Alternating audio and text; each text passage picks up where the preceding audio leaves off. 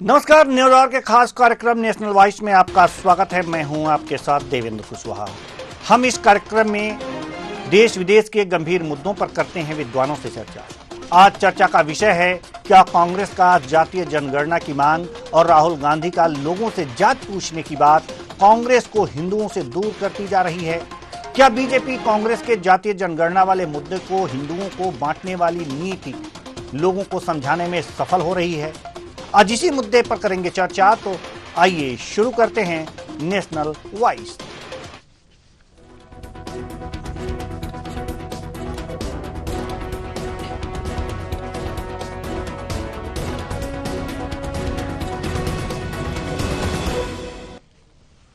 हरियाणा और जम्मू कश्मीर चुनाव के बाद एक जोरदार बहस उठी है कि क्या कांग्रेस जातिगत जनगणना कराकर हिंदुओं को बांटने की कोशिश कर रही है, या इसकी मांग करके कोशिश कर रही है बांटने की, या फिर भाजपा बहुसंख्यक हिंदू वर्ग को यह समझाने में सफल रही है कि कांग्रेस हिंदुओं को बांटकर राज करना चाहती है और अगर हिंदू बटेंगे तो कटेंगे। क्या हरियाणा और जम्मू कश्मीर के चुनाव परिणाम से ऐसा लगता है?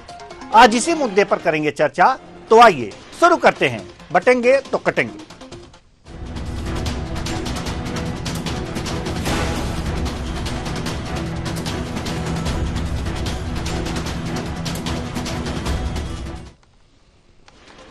कांग्रेस जातीय जनगणना पर जोर देते हुए लोगों को उनकी संख्या के आधार पर उनका हक दिलाने की बात करती है और इसलिए तमाम सभाओं में, प्रेस कॉन्फ्रेंस में राहुल गांधी लोगों की जात पूछते नजर आते हैं।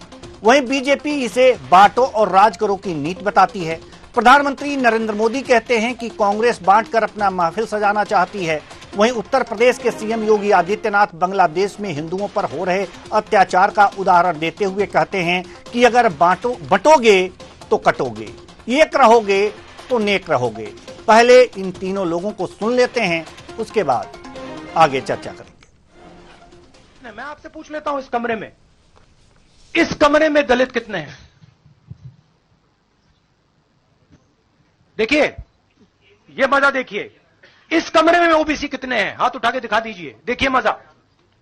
नहीं, वो आप कैमरा मैन है भैया, आपकी बात नहीं कर रहा हूं मैं, इनकी बात कर रहा हूं। तो ये सवाल है, हिंदुस्तान के इंस्टीट्यूशंस में ओबीसी कितने, दलित कितने, आदिवासी कितने? ये सवाल हम पूछ रहे हैं। इंस्टीट्यूशंस के बारे में पूछ रहे हैं, धन के बारे में पूछ रहे हैं, एसेट्स के बारे में पूछ रहे हैं। कांग्रेस और उसके साथियों का एक ही मिशन है, समाज को बांटो, लोगों को बांटो और सत्ता पर कब्जा करो। इसलिए हमें अतीत से सबक लेना है। हमें हमारी एकता को ही देश की ढाल बनाना है। हमें याद रखना है, अगर हम बटेंगे तो बांटने वाले महफिल सजाएंगे। बहनों और भाइयों, राष्ट्र से बढ़कर के कुछ नहीं हो सकता, कुछ नहीं हो सकता। और राष्ट्र तब सशक्त होगा जब हम एक रहेंगे, नेक रहेंगे, तभी नेक रहेंगे। बटेंगे तो कटेंगे।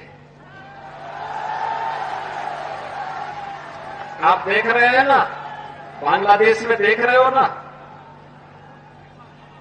तो वो गलतियां यहां नहीं होनी चाहिए। बटेंगे तो कटेंगे, एक रहेंगे तो नेक रहेंगे। मैं आपसे पूछ लेता हूं। तो हरियाणा और जम्मू कश्मीर विधानसभा चुनाव के बाद यह बात जोर पकड़ने लगी है कि कांग्रेस हिंदू वोटरों को बांटने में कामयाब नहीं हो पाई है और बीजेपी की बंटोगे तो कटोगे का नारा असर दिखाया है और हिंदू एकजुट होकर मतदान किए हैं। अब दोनों राज्यों के परिणामों पर नजर डालते हैं। बात हरियाणा की करें तो जो परिणाम आए हैं, ग्राफिक्स 1 के माध्यम से हम आपको दिखाना चाहेंगे। यहां पर परिणाम बीजेपी जो है हरियाणा में 48 और आपको बताएं कांग्रेस 37, जेजेपी 0, यानी कि जो 2019 में चुनाव हुए थे उसमें जो कांग्रेस बीजेपी 8 सीटों पर बढ़त बनाए हुए है और इनको 39.9% वोट मिले हैं। वहीं कांग्रेस 6 सीट की बढ़ोतरी दर्ज की है, 37 सीटें मिली हैं, 39% इनको वोट मिले हैं। अब आते हैं जातियां, जिनको बांटने का आरोप लगता है। ग्राफिक्स 2 के माध्यम से हम हरियाणा में जातियों की स्थिति बताते हैं कि वहां पर जाति की स्थिति क्या है। ओबीसी 39%, जाट 25%, दलित 21%, पंजाबी 8% और मुस्लिम जो हैं वो 7% हैं। ये है हरियाणा का जातीय समीकरण। आपको ये हम बता रहे हैं, जातीय समीकरण हरियाणा का है, ये हरियाणा का जातीय समीकरण। अब इसमें 39.9% बीजेपी को वोट मिले हैं। ओबीसी, जाट बटे हुए हैं और दलित को भी यह बताया जा रहा है कि कांग्रेस इन्हें अपने तरफ करने में नाकामयाब रही, लेकिन मुस्लिम वोट बैंक उधर ही गए। चलिए आगे बढ़ते हैं। अब जातीय समीकरण, तो अभी हमने आपको जातीय समीकरण के बारे में बात की। अब जम्मू कश्मीर विधानसभा चुनाव की अगर जो हम बात कर लें तो यहां पर 2014 में चुनाव हुए थे और फिर 10 साल बाद 2024 में चुनाव हुए हैं। तो इन 10 साल बाद जो चुनाव हुए हैं उनमें नेशनल कॉन्फ्रेंस को 42 सीटें मिली हैं, 27 सीटें इनको ज्यादा हैं, वोट है 23.4%। लेकिन यहां पर देखने वाली बात है कि बीजेपी 25.6% वोट के साथ इनका वोट शेयर सबसे ज्यादा है, लेकिन बीजेपी को सिर्फ 29 सीटें मिली हैं, 4 सीटें ज्यादा 2014 से। पीडीपी को 3 सीटें, 25 सीटों का इनको नुकसान हुआ है और इनका वोट शेयर है जो 8.8%। हालांकि 28 सीटें जो हैं इनको मिली थी 2014 के विधानसभा चुनाव में। तो कुल मिलाकर के अगर जो हम ये देखें, जो स्थितियां यहां पर बन पड़ रही हैं कि 25.6% वोट जो है ये बीजेपी कश्मीर में पाई है। अब यहां पर हम 2 चीजें दिखाना चाहेंगे जातीय समीकरण के आधार पर। GFX4 अगर जो आप प्ले करें तो इस विंडो में, तो हम आपको बताएं कि जम्मू कश्मीर के जम्मू क्षेत्र में हिंदुओं की संख्या 62.2% है। आप देख सकते हैं हिंदुओं की संख्या 62.2% और कश्मीर क्षेत्र में मुस्लिम 96.4% है। अब हम आपको यह बता रहे हैं कि जहां जम्मू क्षेत्र है यहां पर 43 विधानसभा की सीटें थीं और यहां पर 43 में से, जम्मू क्षेत्र की हम बात कर रहे हैं जहां हिंदू अधिक हैं, यहां पर 43 में से जो सीटें निकली हैं ये 29 सीटें निकली हैं। यानी कि जो सीटें निकली हैं हिंदू बाहुल्य क्षेत्र से निकली हैं, जम्मू क्षेत्र से निकली हैं। कश्मीर में जो है 47 विधानसभा की सीटें थी और यहां पर मुस्लिम 96.4% हैं। कुल मिलाकर के अगर जो हम देखें तो यहां पर 17 उम्मीदवार बीजेपी ने खड़े किए थे, लेकिन एक भी नहीं जीता। यह मुस्लिम इलाका है, घाटी क्षेत्र है, यहां पर मुस्लिम की संख्या 96.4% है। अब ये सारी स्थितियां हम अपने दर्शकों के सामने रख दिए, जो हमारे साथ मेहमान हैं उनके सामने रख दिए। स्थितियां ये हैं, लेकिन चर्चाओं का बाजार जो गर्म है वो ये चर्चाओं का बाजार गर्म है कि जो कांग्रेस है जातियों को बांटने में सफल नहीं हो पाई। अगर जातियों को बांट दी होती, यानी कि हिंदू बट गए होते, तो हरियाणा में चुनाव जीत जाती, और हिंदू बट गए होते तो जम्मू में इतनी सीटें नहीं आती।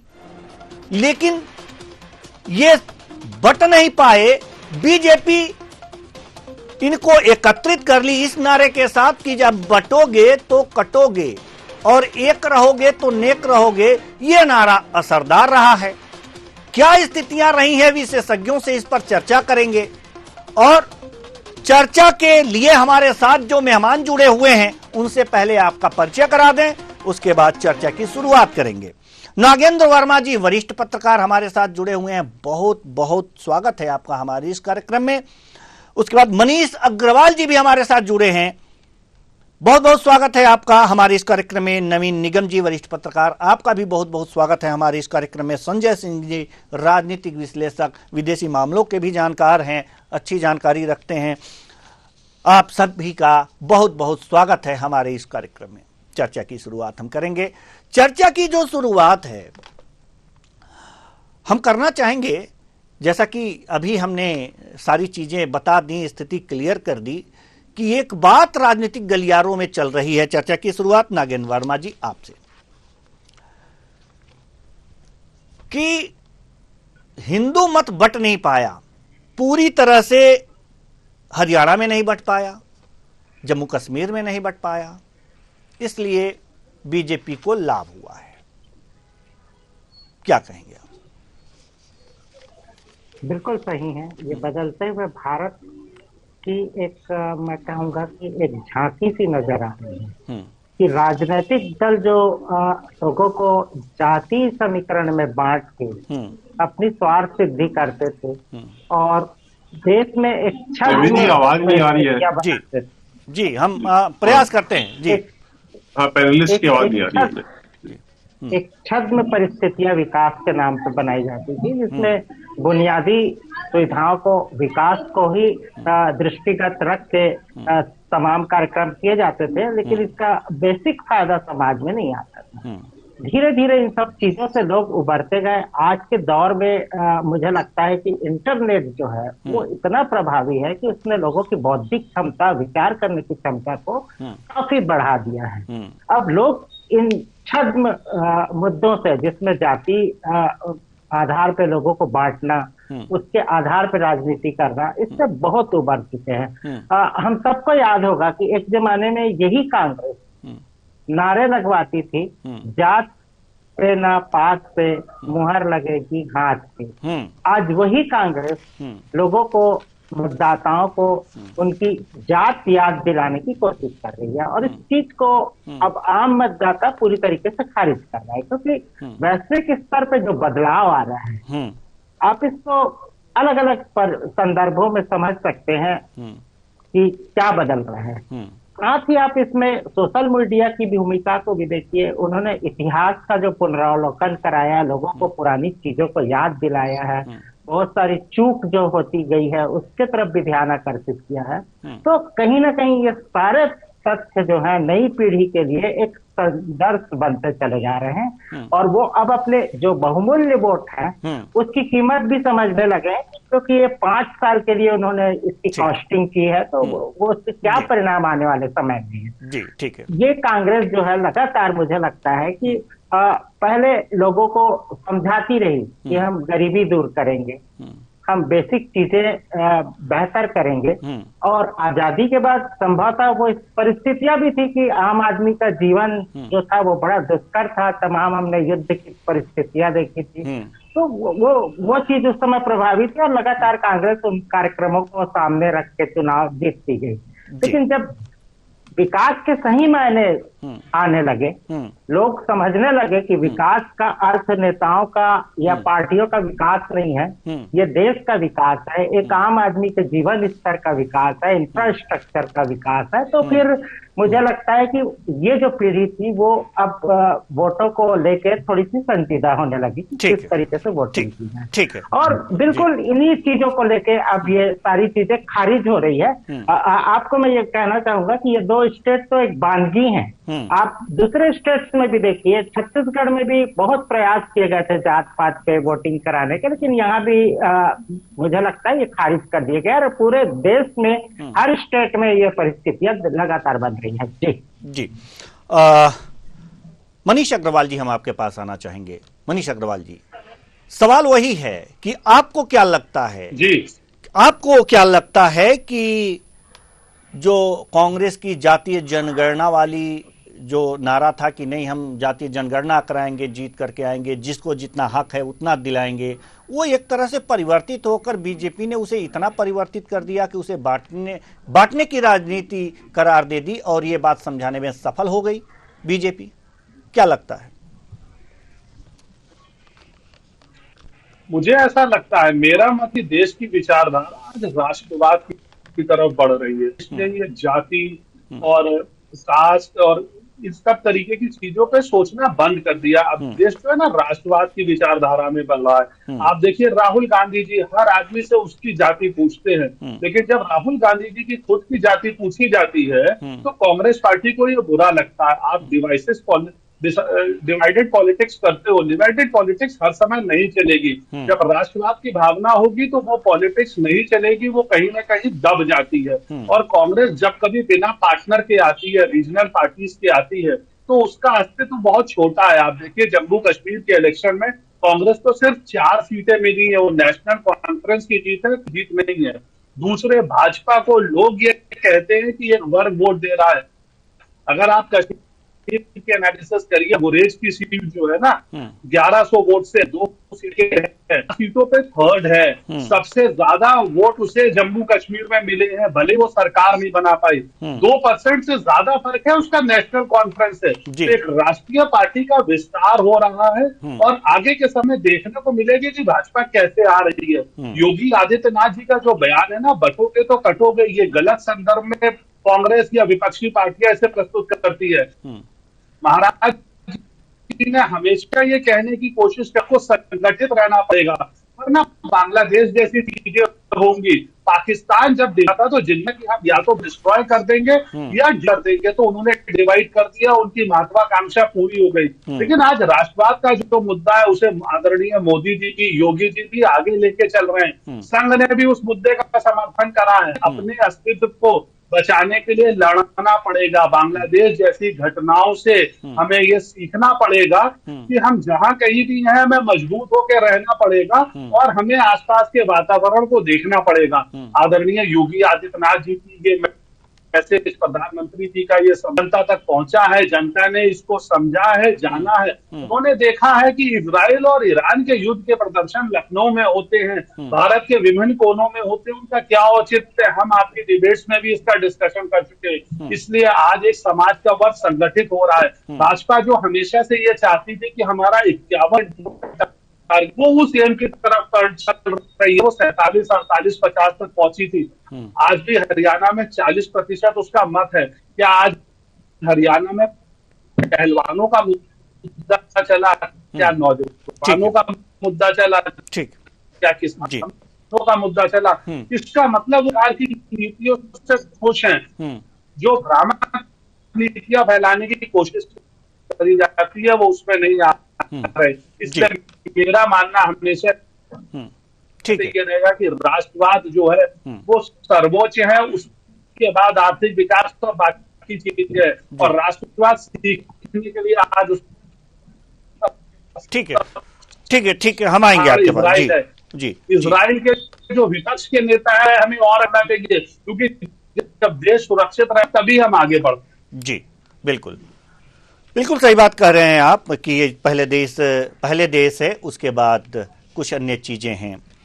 संजय सिंह जी, राजनीतिक विश्लेषक, हम आपके पास आना चाहेंगे और जानना चाहेंगे कि जो संविधान की बात करके लोकसभा में कुछ ज्यादा अंक हासिल कर लिए, कुछ ज्यादा सीटें हासिल कर ली कांग्रेस ने, और साथ ही संविधान बदलने की बात की, और साथ ही साथ जातीय जनगणना की भी जो बात की, उससे उसको लाभ हुआ। लेकिन अगर जो ये देखा जाए हरियाणा और जम्मू कश्मीर के विधानसभा चुनाव में, तो ये मुद्दे नहीं चल पाए, ये मुद्दे कहीं ना कहीं उल्टा पड़ गए, ऐसा माना जा रहा है,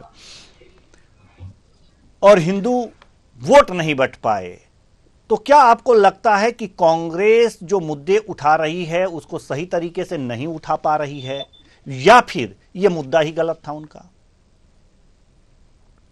जी देवेंद्र जी, बहुत अच्छा सवाल है। आज की परिप्रेक्ष्य में जो राजनीतिक परिप्रेक्ष्य है, मैं पहले कहना चाहूंगा नागेंद्र जी को मैंने सुना, बहुत अच्छा विश्लेषण कर रहे थे। मनीष अग्रवाल जी को मैं सुन नहीं पा रहा था, बहुत अच्छे विश्लेषक हैं, तो थोड़ी सी उनकी ऑडियो मेरे तक पहुंच जाए तो बहुत कुछ उनसे जानने को मिलेगा। बिल्कुल। देखिए, असलियत में जो कांग्रेस के सामने एक बहुत बड़ा संकट है इस समय देश में।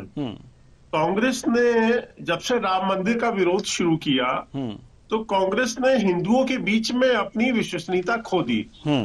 अब क्योंकि राजनीति करनी है कांग्रेस को, तो अब किसको खुश करें जी। और आजादी के पहले से या बाद से कांग्रेस का मुसलमानों के प्रति एक विशेष लगाव रहा है। आजादी से पहले भी रहा, लेकिन जिन्ना ने उसको तोड़ा और मुस्लिम लीग के साथ चले गए। लेकिन आज जैसे ही भारत का विभाजन हुआ, कांग्रेस ने फिर मुस्लिम कार्ड खेला, और जिन लोगों ने भारत विभाजन में, जिन मुसलमानों ने 92% से ज्यादा वोट डाले थे, और यूपी, बिहार, तमिलनाडु, ये सब क्षेत्र के, उनको रोक लिया। चलिए, इतिहास ठीक है, आपने रोक लिया। लेकिन बाबा साहब भीमराव अम्बेडकर ने जब, क्योंकि आपका मुद्दा बहुत महत्वपूर्ण है और ये देश के भविष्य से भी जुड़ा कहीं है जी, बहुत गंभीर मुद्दा आपने उठाया हुआ है। बाबा साहब भीमराव अम्बेडकर ने जब पाकिस्तान में मुसलमानों पर अत्याचार हो रहे थे, तो नेहरू जी से कहा कि भाई आप दलितों को तो बुला लीजिए भारत में, उनकी सुरक्षा का उपाय करिए। लेकिन नेहरू जी ने अनसुना कर दिया। लियाकत अली का पैक्ट हुआ था, वो बहुत, अब मैं इतिहास में पन्नों में क्या जाऊं, वास्तव में बहुत दुखद, बड़ा विभत्स अत्याचार हुआ है हिंदू समाज के ऊपर। लेकिन कांग्रेस की रणनीति ये रही है कि जो मुस्लिम राजनीति थी, और विशेषकर जो इंदिरा जी खेलती थी, अब राहुल गांधी तो ओपनली उस राजनीति को खेल रहे हैं, मुस्लिम कार्ड को। लेकिन इंदिरा जी बहुत चतुराई के साथ खेलती थी उसको, वो हिंदुओं को पता भी नहीं लगने देती थी कि मैं मुस्लिम कार्ड खेल रही हूँ। तो मुसलमानों के साथ एक के कि भाई उनके जो मजहबी मुद्दे हैं, उनके जो सोशल मुद्दे हैं, उनको प्रोटेक्ट करती रहे कांग्रेस, हम आपको वोट देते रहेंगे। लेकिन बीच में कांग्रेस के से जब राम जन्मभूमि उसका बाबरी का ढांचा गिरा, तो उसके बाद कांग्रेस का वोट बैंक छिटक गया, मुस्लिम वोट बैंक जो था, और क्षेत्रीय दलों का उपहार हुआ। तो कांग्रेस के सामने संकट खड़ा हो गया। धीरे धीरे, अब मैं बहुत लंबे में नहीं जाना चाहता हूं, अभी जब से मोदी जी की सरकार बनी, तो निश्चित रूप से हिंदुत्व का तो है ही है, भारतीय जनता पार्टी संघ का एजेंडा, उस आधार पर मोदी जी की इमेज के ऊपर हिंदुओं ने एकजुट होकर वोट दिया। अब कांग्रेस के सामने समस्या यह है कि खाली मुसलमानों के वोट बैंक के बल पे वो तो सत्ता में आ नहीं सकती जी। अब उसको हिंदुओं को तोड़ने का जतन उपाय करना ही है, इसलिए जाति जनगणना का इन्होंने नाटक शुरू किया है। अब अभी जो चुनाव हुए और लोकसभा के चुनाव हुए, हाँ निश्चित रूप से कुछ हिंदू समाज बटा था। लोकसभा चुनाव में दलितों का वोट मिला, कुछ बैकवर्ड का वोट मिला, क्षेत्रीय दलों से इनका अलायंस हुआ, उसका लाभ कांग्रेस ने लिया। तो अब जनता को लगने लगा है कि राहुल गांधी की जो नीति है, जैसा योगेंद्र जी बहुत अच्छी बात कह रहे थे कि सोशल मीडिया का भी बहुत बड़ा रोल है। इस समय इंटरनेशनल लेवल पर जो घटनाक्रम चल रहे हैं, उसको भी हिंदू समाज बहुत बारीकी से, गौर से देख रहा है सोशल मीडिया के प्लेटफॉर्म पर। तो और भारत में भी घटनाएं हो रही हैं। अब उत्तर प्रदेश में तमाम घटनाएं हो रही हैं, दुर्गा पूजा पे पंडालों पर पत्थरबाजी करना, राम यात्रा निकलती है उस पर उनको पत्थरबाजी करना, तो ये हिंदुओं के मन में कई शंका तो पैदा करता है ये घटनाएं कि भाई आप मुसलमानों के साथ खड़े रहेंगे और हिंदू समाज को बांटने का काम करेंगे तो हम सुरक्षित नहीं रहेंगे। इसलिए वो बीजेपी की तरफ अलाइन हो रहे हैं, और हमें लगता है ये और आगे बढ़ेगा, क्योंकि योगी जी ने जैसा कहा, आपने भी कहा है कि आप बटोगे तो कटोगे, और ये ऐतिहासिक परिप्रेक्ष्य है। योगी जी खुद बोल रहे हैं कि भाई बांग्लादेश में देख लीजिए, और अब जब हिंदू समाज सोशल मीडिया से जब जुड़ता है तो वो जोगेनाथ मंडल को भी सुनता है। जोगेनाथ मंडल किस तरह से वहां से आए हैं बांग्लादेश से, उनकी अनसुनी कर दी गई, दलित समाज उनका वहीं छूट गया। अपर क्लास तो भाग आया, लेकिन 80% दलित समाज वहीं रह गया, और उनके ऊपर जो भीषण अत्याचार बांग्लादेश के अंदर हो रहे हैं, तो ये दलित समाज में भी पढ़े लिखे लोग हैं, वो सब देख रहे हैं इस चीज को। तो अब वो जमाना नहीं रह गया है कि आजादी से पहले या बाद का कि हम जो शिक्षा पाठ्यक्रम आपको पढ़ाएंगे अंधेरे में रखेंगे, आप उसी माइंडसेट से चलिएगा। अब बहुत चेंज आ रहा है सोसाइटी के अंदर, बड़ा जागरण है। आप जैसे चैनल है जो डिबेट कराते हैं, सोशल मीडिया के प्लेटफॉर्म है, तो कांग्रेस के लिए संकट खड़ा होना है। ये बड़ी सतही राजनीति राहुल गांधी कर रहे हैं देश के अंदर हिंदू समाज को बांटने का। ये बहुत हल्की राजनीति है, और ये देश के लिए भी घातक होगी। अगर हिंदू समाज बटेगा तो देश को बहुत दुष्परिणाम देखने पड़ेंगे आगे चलकर। जी नवीन निगम जी, बड़ी देर से बड़े धैर्य के साथ आप हमारे अन्य विद्वानों को सुन रहे थे। नवीन निगम जी, हम आपके पास आना चाहेंगे। नवीन निगम जी, आपको क्या लगता है कि हिंदू एकत्रित हो रहा है अब? नहीं, अगर आप हरियाणा के चुनाव के संदर्भ में पूछ रहे हैं जी, दोनों लेटेस्ट अभी हुआ है, दोनों संदर्भ में पूछ रहे हैं, तो मैं आपको बताना चाहूंगा कि कांग्रेस ने 2019 में जब कांग्रेस हार गई तो कांग्रेस के अंदर एक विचार उठा कि हम सॉफ्ट हिंदुत्व हो जाए। तभी आपको याद होगा कि वो जनेऊ वाली घटना कोर्ट के ऊपर ये सब हुई।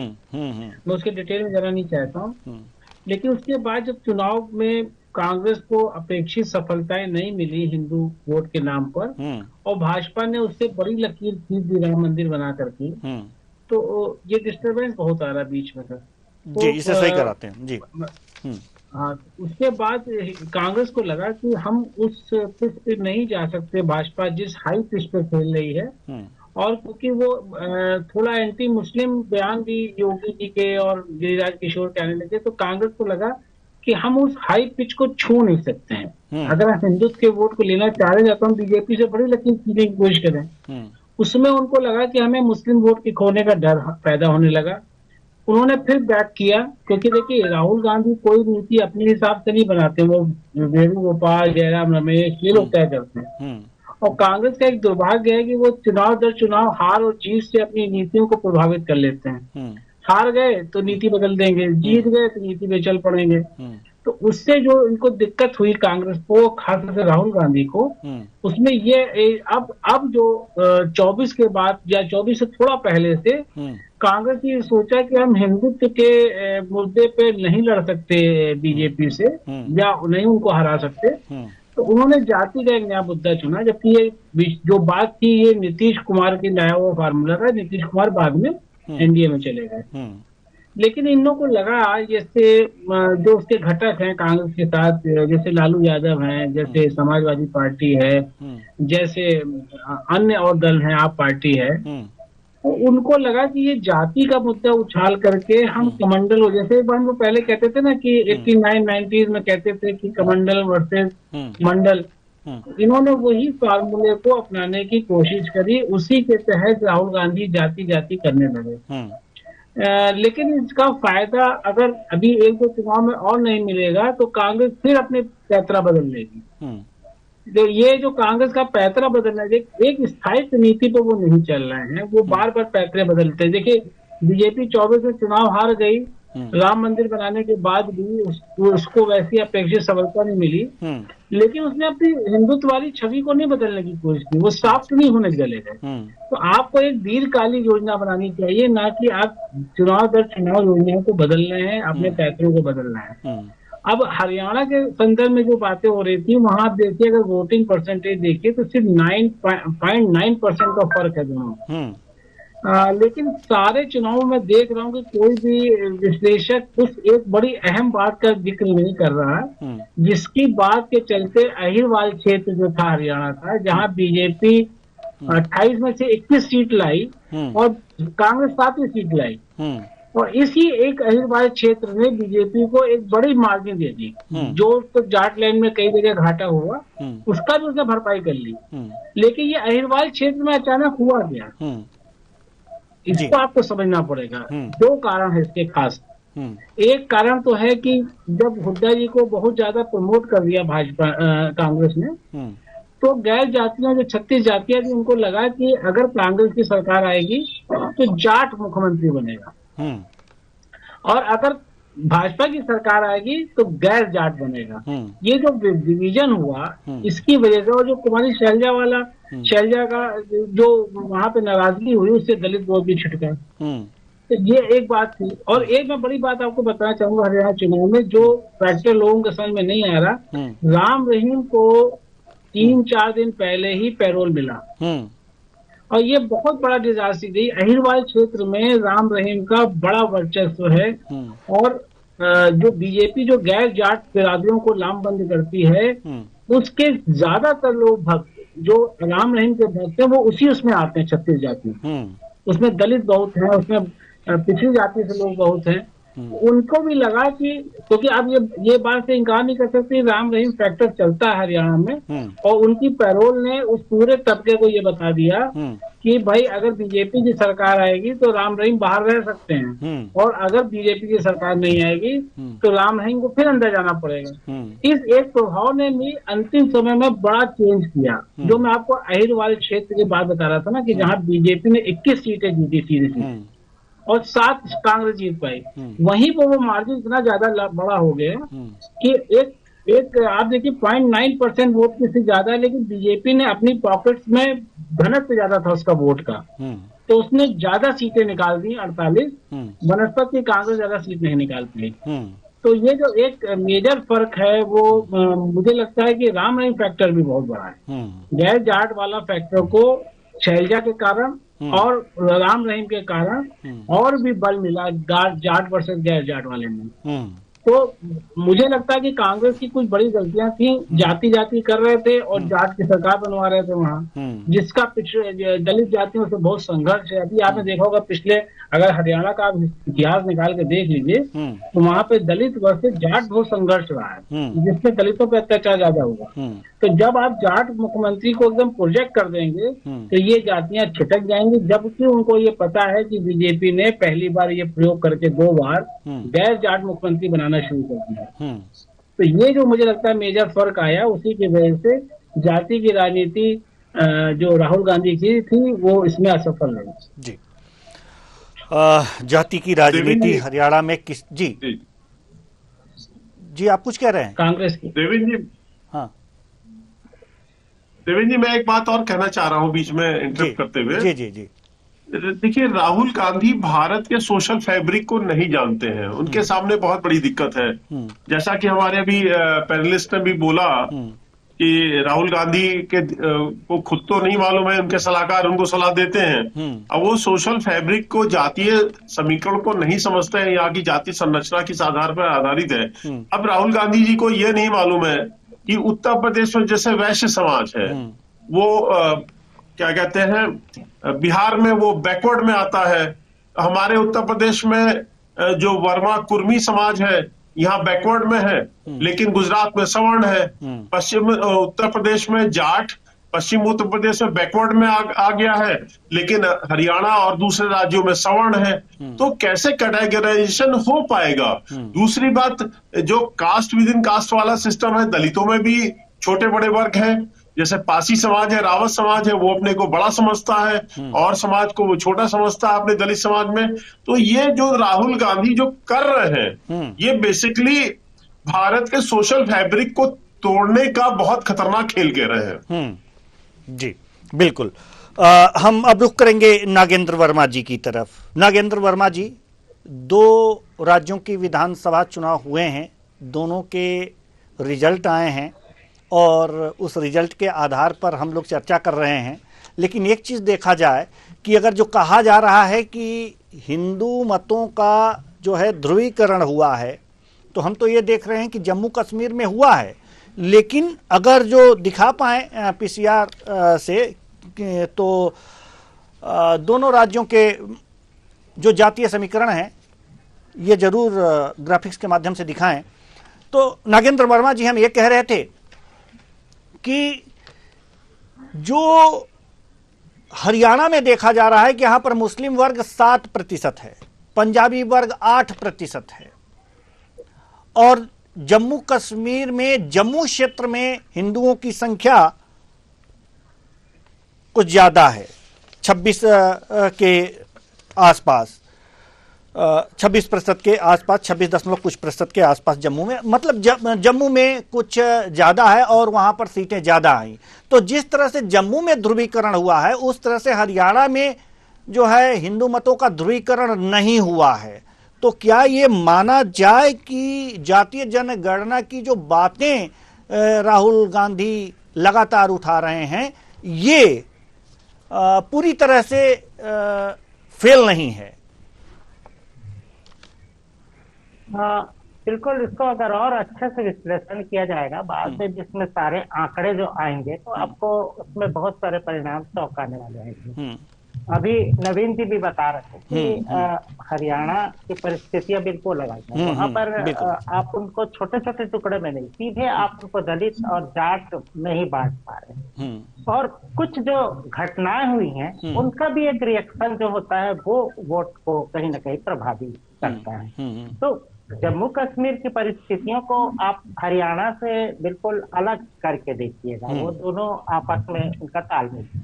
लेकिन ओवरऑल अगर हम किसी समय अगर सोचे कि पूरे भारत में इसका क्या असर हो रहा है, पूरे राज्यों में जाति गणना या लोगों को बांटने की प्रवृत्ति का क्या असर हो रहा है, तो मुझे लगता है ये लगातार खारिज होती चली जा रही है सारी चीजें। इसका एक कारण वही है जो मैं फिर एक बार दोहराऊंगा कि पूरा विश्व जो है अब एक बंधुत्व की तरफ जा रहा है, लोगों के बीच दूरियां खत्म होती चली जा रही है। तो वो एक जात पात की संकीर्ण मानसिकता से लोग ऊपर उठते जा रहे हैं। अब लोग एक दूसरे से सिर्फ बौद्धिक स्तर पे, उनकी विचारधारा से, उनके व्यक्तित्व से, उनके कंस्ट्रक्टिव माइंड से जुड़ रहे हैं। और जो भी विचारधारा डिस्ट्रक्टिव है, जो तोड़ फोड़ करने वाली है, वो लगातार खारिज हो रही है। क्योंकि विकास की अवधारणा जो है वो ज्यादा प्रभावी है नई पीढ़ी के, और वो मायने रखती है। तो जब हम देश की बात करते हैं तो देश अपने आप मुझे लगता है कि एकजुट होने लगा है धीरे धीरे। और कांग्रेस अपनी जो गलत नीतियां, क्योंकि वो एक पुराने पाठ्यक्रम पे अभी भी पढ़ाई कर रही है, उन्होंने अपना सिलेबस चेंज ही नहीं किया है। जबकि ये परिस्थितियां जो बन रही है उसके हिसाब से उनको अपना पैटर्न चेंज करना चाहिए, इसकी स्टडी करनी चाहिए, और आम जनमानस क्या चाहता है, आम जनता क्या जानना चाहती है, उसके तरफ उनको जाना चाहिए। लेकिन वो हर बार एक नया प्रयोग करते हैं, उनको पता नहीं इस चीज से कैसे वो विश्लेषण करते हैं और क्यों उनकी लगातार गलतियां होती है।